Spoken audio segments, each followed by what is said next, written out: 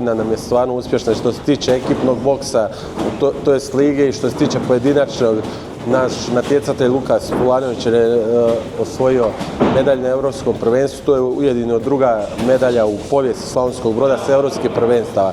A znamo da je boksački klub Radnički boksao dugo Jugoslovensku ligu među najjačim klubovima i to je bilo doslovno na razini Europskog prvenstva, pa nije se tad moglo uzeti medalja. Evo, samim tim pokazuje se da je uspješan rad i da idemo u pravom smjeru.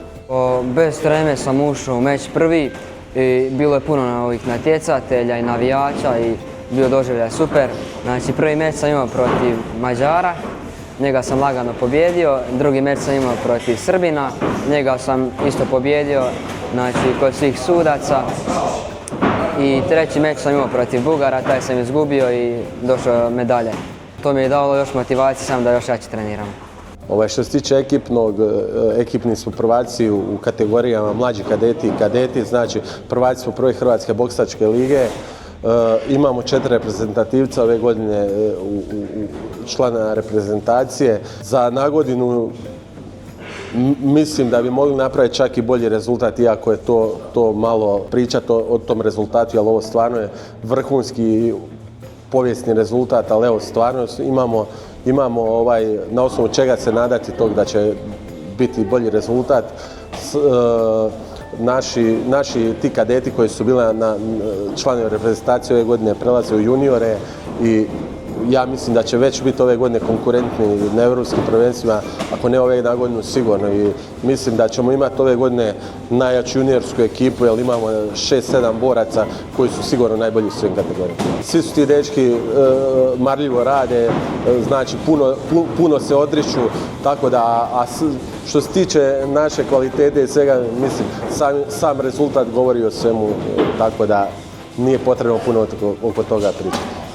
Ovo trenutno sad su samo natjecateljska skupina, znači oni rade mi 365 dana, evo i sad i za Božić, Novu godinu nema odmora, radimo svaki dan 2 treninga dnevno, ujutro i navečer. A što se tiče mladih, stvarno imamo, ja ne znam, da li se jedan klub može pohvaliti, imamo jednu grupu od 5 do 10 godina, imamo ih jedno 40-50 tih malih skroz. Samim tim i budućnost je kluba zagarantirana.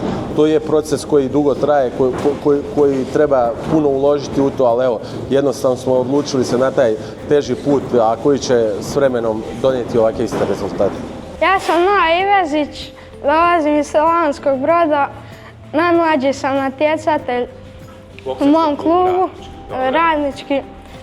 Imao sam 5 meča u lizi, sve sam pobjedio. Imao sam 2 nokauta u lizi, pobjedio sam i ovo sve ostalo je na bodove. Tata mi je trener i imamo jako lijepu dvoranu i veliku, imamo super ring i baš su nam dobri uvjeti. Za nagodinu sam i dalje mlađi kadet i planiram još bolje stisnuti rad na treningu i još više od pobjeda.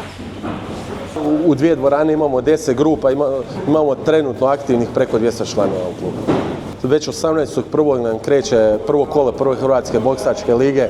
Kažem, evo, nema odmora, radimo sve dane, zato se pripremamo. Nakon tog odmah, nakon 12 dana, odnosno nakon 15 dana, prvenstvo Hrvatske za juniore koji će trajati 5 dana. Tako evo, ovi dečki ima ih 6-7 juniora koji će se takmičiti. Znači, marljivo rade, pripremaju se već za to. Znači, u ovoj godini nismo nijednog dana imali odmora, tako da jako veliko ulaganje, ali rezultat opravdava se. Treniram svaki dan bez stajanja i nedeljnom vikendom trčim. Probudim se, ručam, malo odmaram, odem na trening, vratim se i opet odmaram malo i odem spavati. Tjednu odem 2 dana trčati, oko 6-5 km.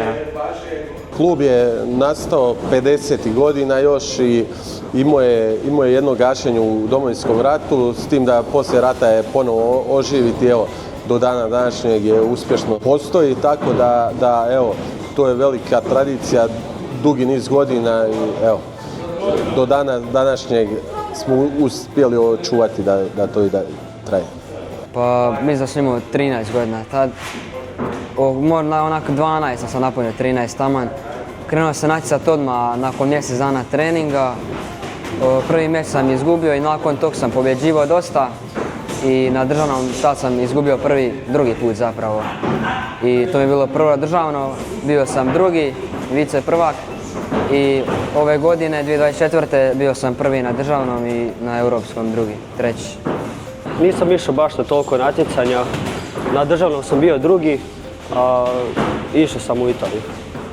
Puno je bolje od prošle dvorane, sve imaju baš neke jako dobre stvari, za kardio je sve super i vreće su top.